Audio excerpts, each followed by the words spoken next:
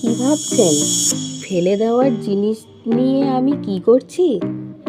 আরে না না, দাঁড়ান, এই পটলের খোসা দিয়ে আজ আমি একটা দুর্দান্ত স্বাদের রেসিপি শেয়ার করে দেখাবো। 2 মিনিট ধৈর্য ধরে দেখুন। প্রথমেই খোসাগুলিকে ভালো করে ধুয়ে নিতে হবে, যাতে কোনো নোংরা না থাকে। একটু ছোট করে কেটে নিতে হবে।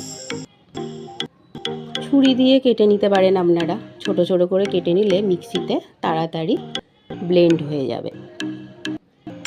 এরপর মিক্সিতে খোসাগুলির সাথে একটু আদা, কাঁচা লঙ্কা, একটু মৌরি দিয়ে ঘুরিয়ে নিতে হবে।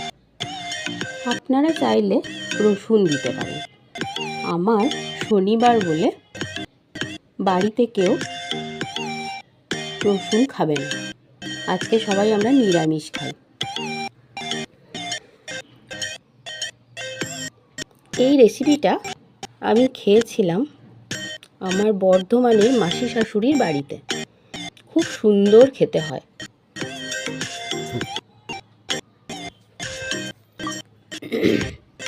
এবার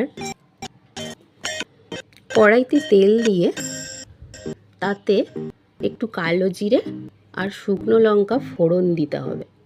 চাইলে একটু 5 ফোড়নও দিতে পারেন, তাতে সেন্ট খুব সুন্দর হয়।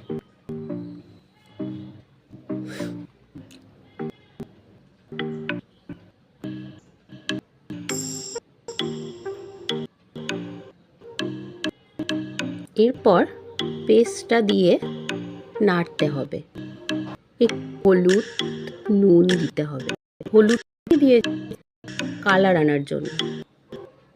চিনি দিলে আরও সুস্বাদু হয়, তাই আমি চিনিটা অ্যাড করেছি।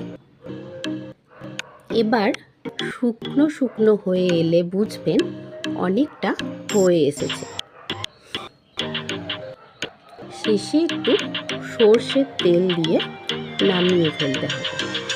আমি এখানে আম তেল, মানে আমার নিজের হাতে বানানো আচারের তেল দিয়েছি, যাতে আরও সুস্বাদু খেতে হয়। এবার এটাকে একটা পাত্রে নামিয়ে ফেলতে হবে। দেখবেন এবার গরম গরম ভাতের সাথে পরিবেশন করুন। দেখবেন এই পটলের খোসা বাটা রেসিপিটা দিয়ে এক থালা ভাত উধাও হয়ে যাবে। আরও নিত্য নতুন সহজ রান্নার রেসিপি পেতে আমার চ্যানেলটি সাবস্ক্রাইব